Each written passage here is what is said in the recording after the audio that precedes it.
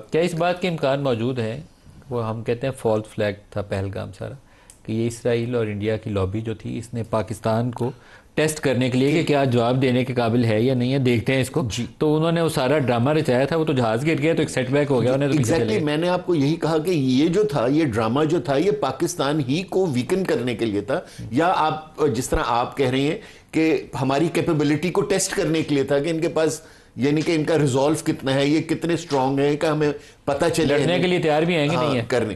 تو الحمدللہ اس امتحان میں تو ہم پاس ہو گئے، لیکن ہمیں دشمن کے دماغ سے سوچنا چاہیے نا. تو ہمارا اس وقت جو پاکستان کا دشمن کون ہوگا ہمارے نیوکلیئر ریئیکٹرز کا یا ہماری نیوکلیئر کیپیبلٹی کا، وہ اسرائیل ہے. اب اسرائیل جب اگر اس نے ایران کو بھی یعنی کہ سبڈو کر لیا تو صرف ایک ہم ہی رہ گئے، ہم اور ٹرکی، دو کنٹریز رہ جائیں گی کہ جو کیا کہتے ہیں اسٹرانگ مسلم کنٹریز ہیں، اور ان دونوں کنٹریز میں بھی صرف پاکستان ہے جو نیوکلیئر کیپیبل ہے. سو وہ جو 10 سال پرانی بات جو ہے وہ ابھی تک نیتن یاہو کے دماغ میں ہوگی اور وہ کوشش کرے گا. اور اگر میں نے ایک جگہ کہ میں پڑھ رہا تھا کہ کسی نے یہ اپنی یعنی کہ انالیسس میں کہا تھا کہ 2025 میں اسرائیل جو ہے وہ ایران کو سارٹ آؤٹ کرے گا، اور 2026 میں وہ پاکستان کو سارٹ آؤٹ کرے گا. مسعود صاحب، آپ اس کے اوپر کیا کہتے ہیں؟ آپ تو پوری دنیا میں ان ساری چیزوں کو دیکھتے آئے ہیں، کیا یہ ایسے ہی ہے کہ اگلا نشانہ پاکستان بنانے کا ان کی سوچ ہے؟ وہ اللہ تعالیٰ کیا کرے گا، یہ تو اللہ کا پروگرام ہے. دیکھیے، جو مصلحت اور سفارتکاری کا تقاضا ہے وہ یہ ہے کہ ہمیں یہ گفتگو نہیں کرنی چاہیے، کیونکہ ہم اس وقت ایران اور اسرائیل ایک دوسرے کے آمنے سامنے ہیں، تو ہم لوگوں کو دعوت دے رہے ہیں کہ وہ پاکستان دعوت نہیں دے رہے، لیکن تھوڑی ریالٹی چیک کرنا چاہیے. میں ویسے کہہ رہا ہوں، لیکن ابھی میں جو ہے اس میں جو یہ، اور میں آپ سے اتفاق کرتا ہوں، جو تجزیہ کیا گیا ہے میں اس سے اتفاق کرتا ہوں، اس سے اختلاف نہیں کر رہا یا اس کے اوپر سوال نہیں اٹھا رہا. تو اس کی وجہ یہ کہ ہمارے ایران کے ساتھ بہت ہی قریبی تعلقات ہیں، ہمارا ہمسایہ ہے، ان کی ثقافت، ہماری ثقافت، مذہب، کتنے رشتے موجود ہیں. تو اس لیے پاکستان ان کے ساتھ اصولی سطح پہ کھڑا ہوا ہے اور جرأت کے ساتھ کھڑا ہوا ہے، یہ بڑی اچھی بات ہے. اور پاکستان کی آواز بلند رہی ہے، یہاں سنی گئی، خطے میں سنی گئی، سلامتی کونسل میں سنی گئی ہے، تو یہ بڑی اچھی بات ہے.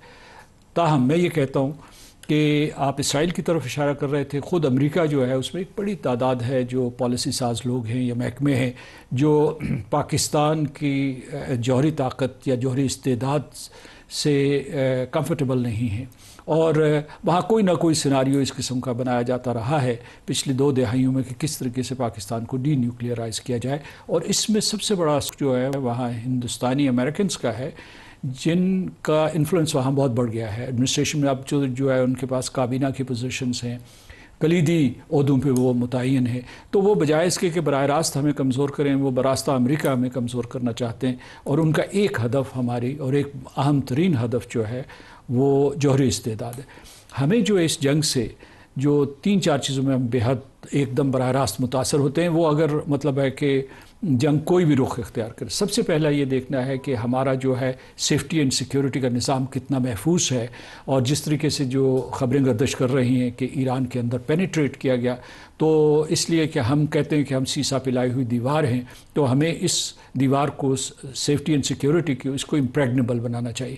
نہ صرف جو فزیکل پروٹیکشن ہے آف آر ایسٹس، جو ہمارے اثاثے ہیں، یا اس کے علاوہ جو ہمارے ڈیلیوری وہیکلز ہیں، یا جو ہماری سائبر وارفیئر پاور ہے، بلکہ اس کے ساتھ ساتھ جو ہمارا پورے کا پورا معاشرہ ہے اسے جو ہے اس محفوظ و مامون کرنے کی کوشش ہے کہ وہ اس طریقے سے مدافعت کر سکے. دوسری چیز میں یہ کہتا ہوں تاکہ کسی قسم کی کوئی اسپیوناج یہاں کامیاب نہ ہو سکے.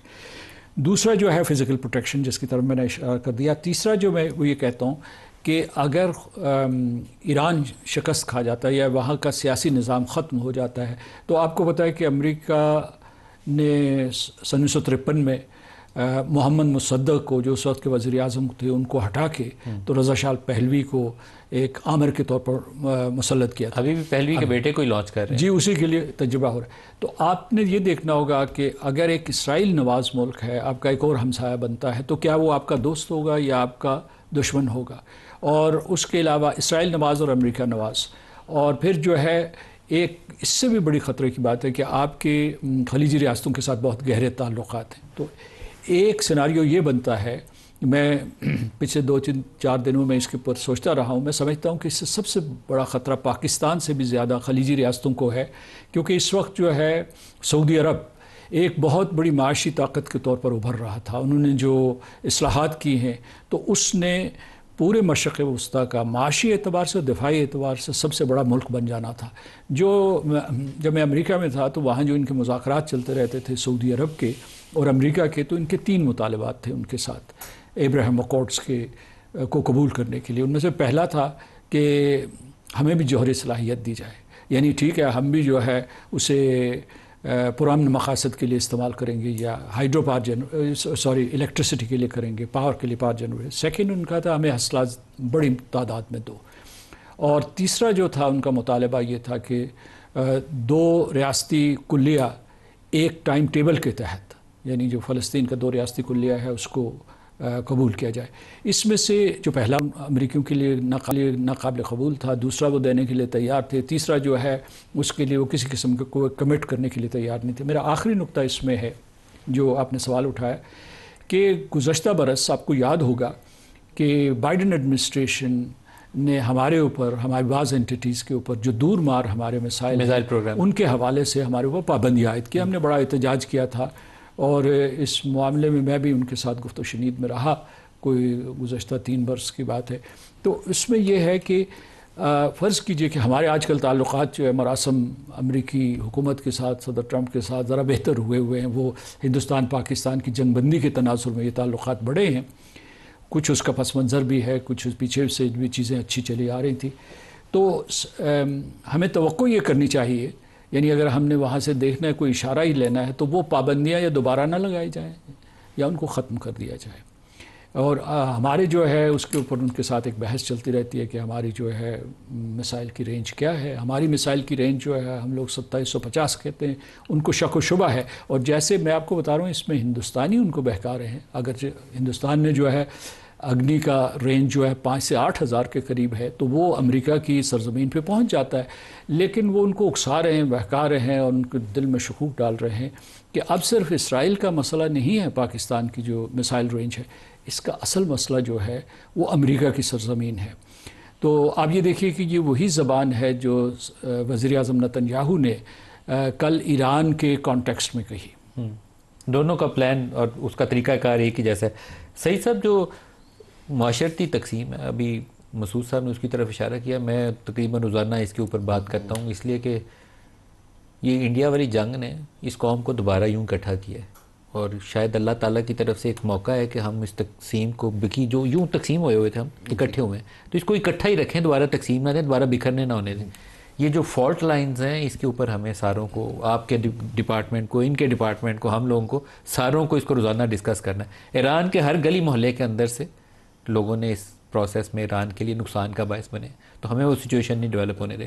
میں آپ سے 100% ایگری کرتا ہوں کہ ایسا ہی ہونا چاہیے کہ ہمیں اپنے اندر کی جو ویکنسز ہیں ان کو ریموو کرنے کی ضرورت ہے.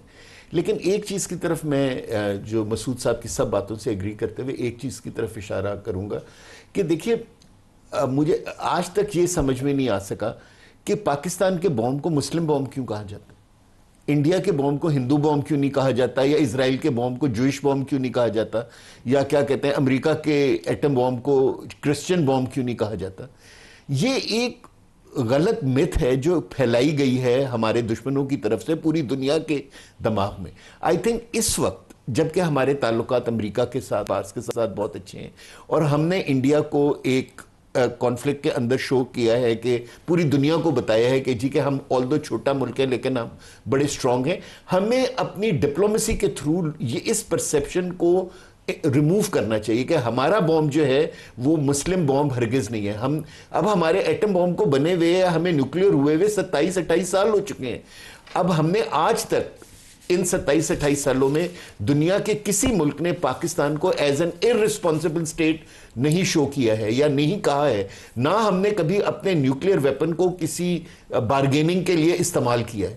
ہم نے ہمیشہ کہا کہ ہمارا یہ جو نیوکلیئر کیپیبلٹی ہے از فار آر ڈیفنس, اور جب بھی ہم نے تھریٹن کیا کہ ہم وی کین گو نیوکلیئر, ہم نے اپنے ڈیفنس میں کیا, ایون اپنے اوفنس میں نہیں کیا اس کو.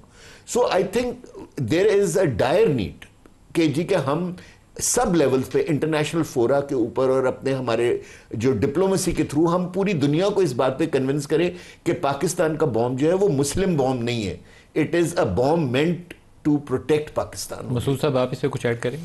नहीं जी, मैं इनसे मुकम्मल इत्तफाक़ करता हूँ, और वो ये है कि हम बारहा ये कह चुके हैं, तमाम फोरम्स में कहते हैं, और ये कहते हैं कि हमारा ये जो बॉम्ब है, ये न्यूक्लियर कैपेबिलिटी है, ये इंडिया स्पेसिफ़िक है, इससे ज़्यादा ये हम स्पेसिफ़िक नहीं हो सकते कि ना हम मशरक़ की तरफ जाएंगे, ना मगरब की तरफ, ना शुमाल, ना जनूब की तरफ।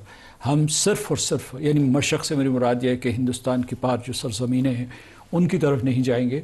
और इसमें मेरा ख़्याल है कि मुझे ये यकीन है कि कोई ऐसा शक शुबा भी नहीं, मिसाल के तौर पर उन्हें पता होगा कि पाकिस्तान ये बॉम्ब नहीं इस्तेमाल कर लेगा किसी दूसरे इस्लामी मुल्क के दिफा के लिए। लेकिन माजी में ये भी हुआ है कि सऊदी अरब के एक वज़ीर ने, काबीना के वज़ीर ने कहा कि पाकिस्तान का बॉम्ब हमारा बॉम्ब है, या पाकिस्तान ने जो बॉम्ब बनाया तो उसके लिए सारे आलम इस्लाम में खुशी की लहर दौड़ गई थी, उसका जश्न मनाया गया था। तो एक इसमें ये उलझावा ज़रूर है। असल अभी आपने इंडिया को जिस दिन 5-6 जहाज़ गिराए हैं, तो उस दिन भी मुस्लिम वर्ल्ड में आपकी पोजीशन ज़्यादा खुशी से महसूस की गई है जी। तो इट विल हैपन ऑलवेज जी। अगर आप मेरे अमीर रिश्तेदार हैं तो मुझे और मैं जो है और आपके पास सरमाया है तो मैं अपने आप सही सब कुछ ऐड कर देते हैं। मैं मसूद साहब से एग्री करते हुए कहूँगी, देखिए मुस्लिम दुनिया पाकिस्तान की फतूहात पे इसलिए खुश होती है कि उनको एक मुसलमान कंट्री नज़र आती है जो दुनिया की जो एग्रेसिव पावर्स हैं उनके खिलाफ खड़ी हुई है और सक्सेसफुल होती हुई नजर आ रही है। ना तो पूरी दुनिया में तो मुसलमान ममालिक मार ही खा रहे हैं। आप गल्फ कंट्रीज देख लीजिए, आप अफ्रीकन कंट्रीज देख लीजिए, मुसलमान कंट्रीज के ऊपर तो बुरा वक्त ही है। सर मुसलमानों को अपनी हरकतों के ऊपर सोचना भी चाहिए, सोचना चाहिए। लेकिन देखिए 55 मुल्क हैं, दुनिया की इतनी बड़ी आबादी है, और तेल की दौलत हम दूसरों से असला खरीद के उनके मुल्कों में जाके वसाइल लगा के ज़ाया कर रहे हैं, अपने घर अपनी डिफेंस कैपेबिलिटी बनाने के ऊपर नहीं लगा रहे। अब हमें इन चीज़ों की तरफ सोचना चाहिए, और वो पाकिस्तान को ना as a strong Muslim country देख के अप्रिशिएट करते हैं। 100 अरब डॉलर का जो कतर ने और सऊदी अरब ने कोई 1000 अरब डॉलर पता नहीं कितने का जो उनको ऑर्डर दिए हैं, कोई 100 अरब डॉलर पाकिस्तान की डिफेंस इंडस्ट्री में लगा ले। सिर्फ सऊदीया ने 1.4 ट्रिलियन डॉलर in 10 years और यहाँ पे हमारे साथ डील कर लें और पूरे दिफा की जिम्मेदारी पाकिस्तान को दे दें, शायद ज़्यादा बेहतर हो जाएगा। अच्छा, इसमें छोटा सा नुकता अगर आपके पास वक्त है मैं उसमें इजाफा करना चाहता हूँ कि मुस्लिम बॉम्ब का प्रचार पाकिस्तान नहीं करता और इस्लामी ममालिक भी नहीं करते इतना ज़्यादा जितने हिंदुस्तान इसका प्रचार करता है। उसका निशाना जो हदफ है, 2 ममालिक। मसूद खान साहब